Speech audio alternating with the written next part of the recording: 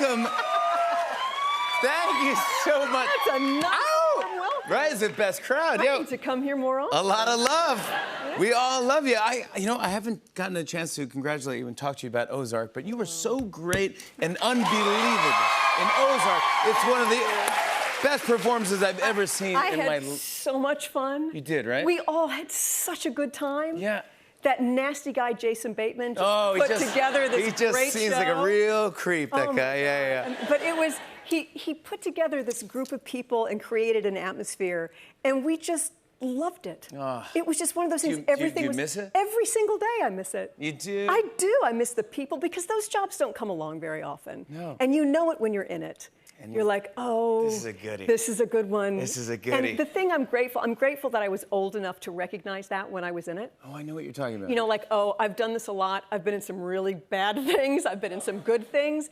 And this is a good one, so enjoy it while I got it. Yeah. And I did. Oh, you did. You nailed it. You nailed it, bud. I want to show a photo, a lovely photo I found of you. You got a star on the Hollywood Walk of Fame. That's what I'm talking about.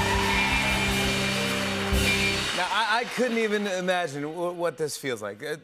Well, it was, I'm such a New York person. Yeah. And not to be disparaging, but I didn't quite understand what was happening.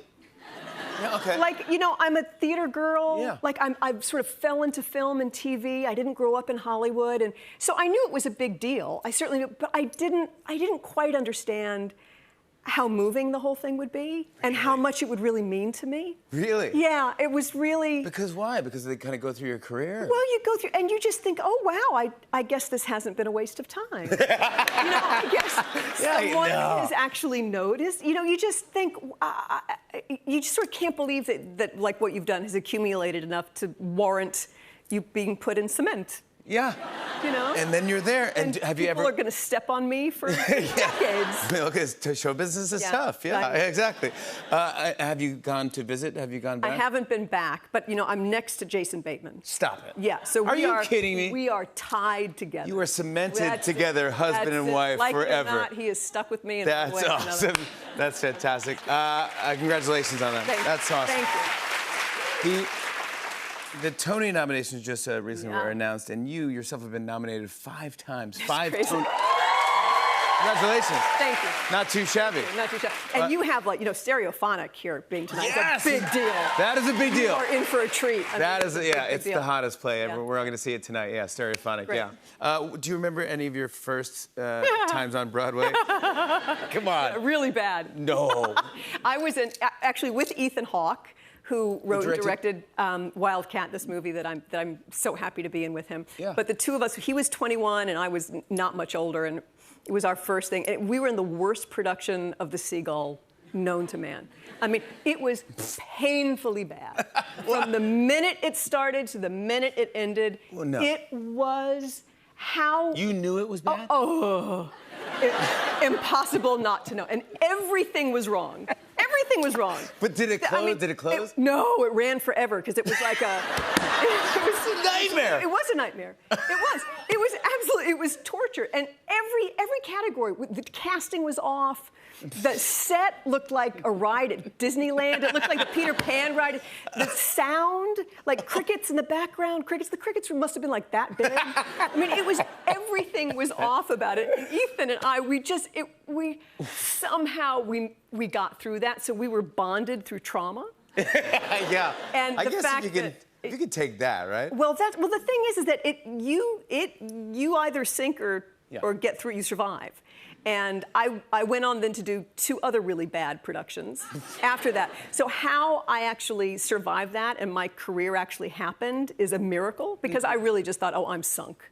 Forget it. Yeah, and then 5 Tony nominations later, not too shabby, but yeah. It's a good lesson. Hang in there. Yeah, hang in there. Don't give up. Yeah. I always, I kind of get emotional just holding a playbill, because I know how much work goes into it, being in theater, what it takes to get a play. That's right. Not just the idea, from the idea to written and then produced. And so it's a big deal. Do you remember your first time in a playbill? I do.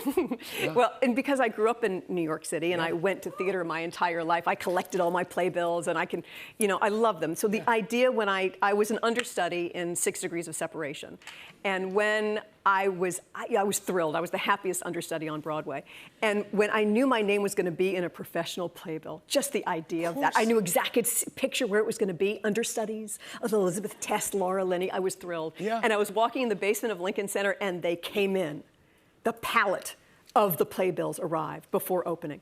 And I was so ashamed by how much it meant to me. I was so embarrassed by it, and I wanted to play it cool. Yeah, of course. So I ran down the hallway. I grabbed one of those things out of there. I ran into the woman's bathroom. I closed the door into a stall. I sat down, I looked through it, and it said understudy, Elizabeth and Tess Lavro Linney.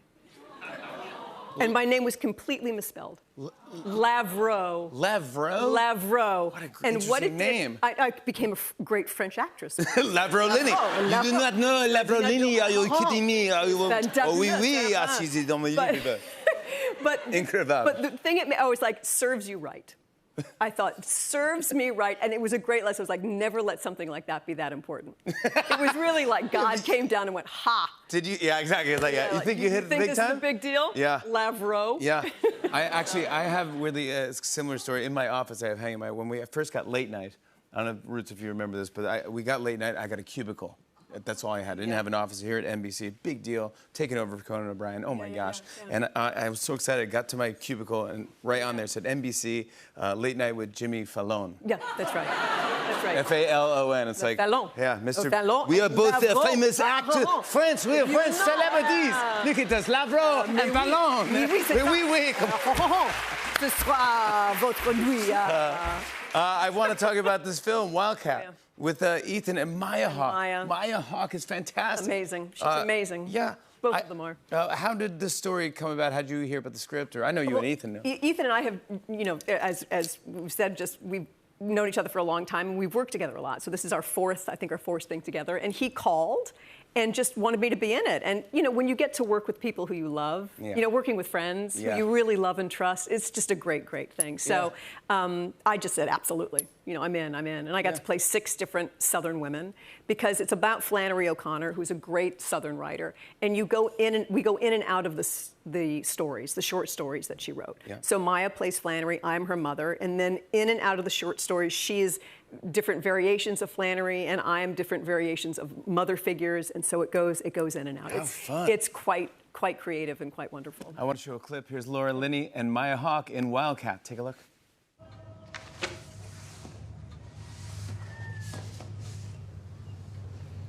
Well.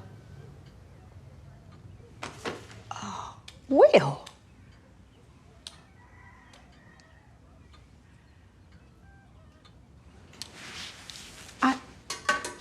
I don't understand why you don't want to write something that people would like to read. I mean, it's not exactly Harper's Bazaar now, is it? Yeah, no. Yeah. Laura Linney, everybody, Wildcat is in theaters now. Hannah Waddingham joins us after the break. Stick around, everybody. Come on back. Hey, hey.